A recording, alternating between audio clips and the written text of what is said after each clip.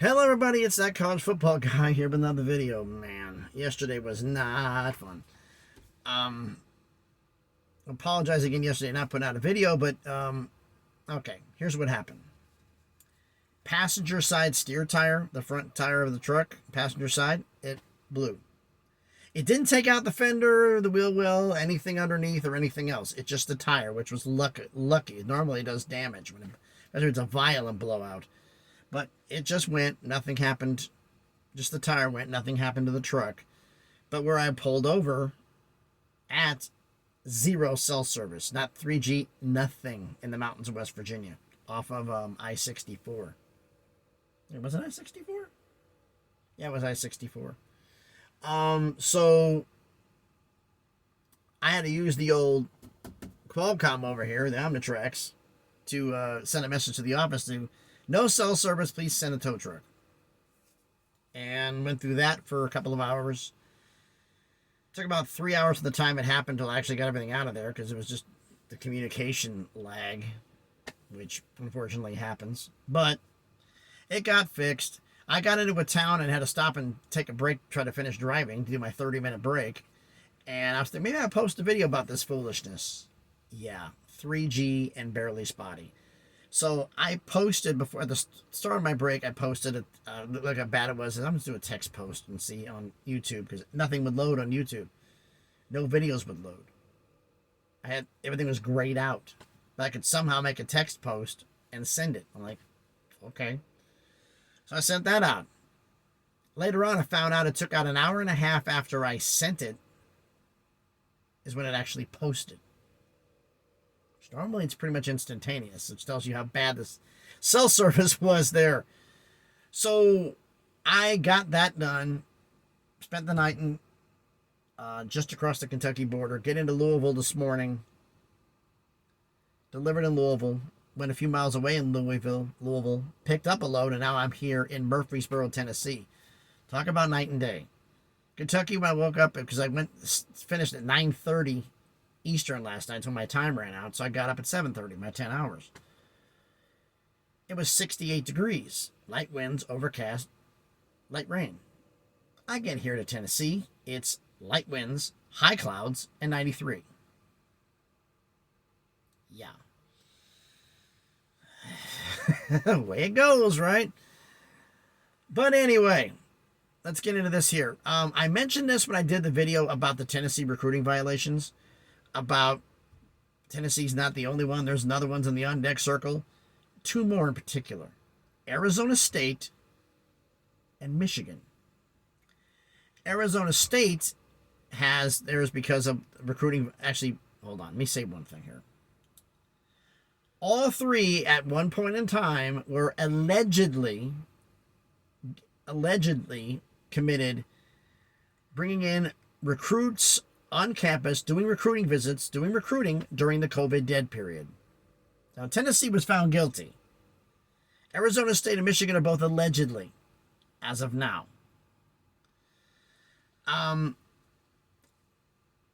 So let's get into Arizona State's.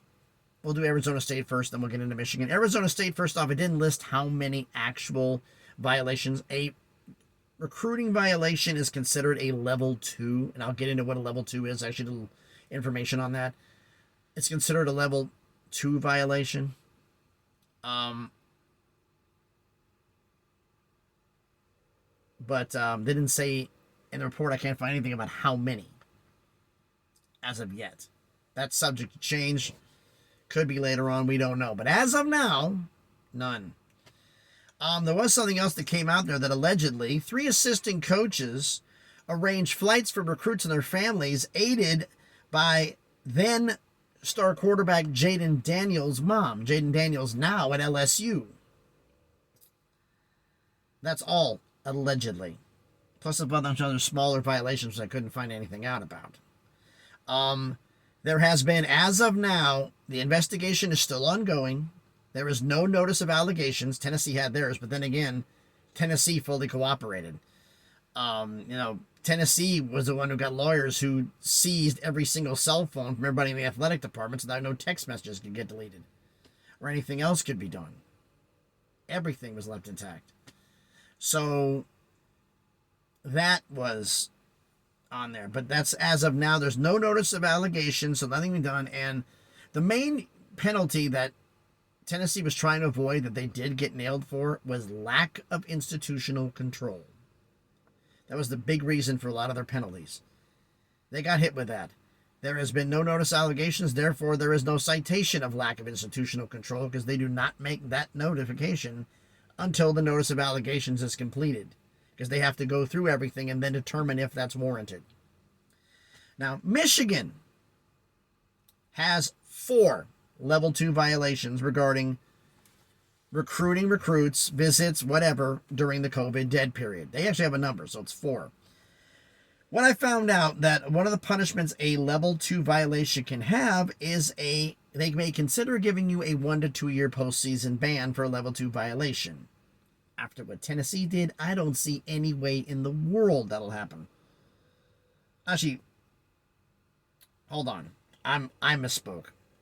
Level 1 violations can be considered for a 1 to 2 year postseason ban. Level 2 violations are minor offenses, scholarships. I got my notes backwards here. Level 1 violations, I mean, they could consider a 1 to 2 year postseason ban for level 1 violation. But there is such a thing as an aggravated level 1 violation. I'm like, what in the world is that? Well, an aggravated level 1 violation, they can consider a 2 to 4 year postseason ban. I'm like, what is an aggravated level 1 violation? And there's like 14 different definitions, but one pertains to Michigan. One of the what you can accrue an aggravated level 1 violation is if the accused party, quote, compromises the integrity of the investigation, end quote. Accused party being Michigan. Now, one of the things that's being accused is a level 1 violation against Jim Harbaugh for giving false information, aka lying to NCAA investigators about the level 2 violations.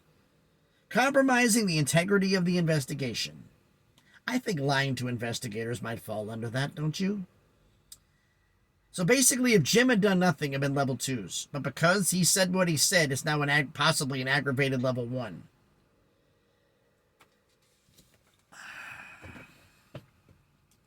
Yikes.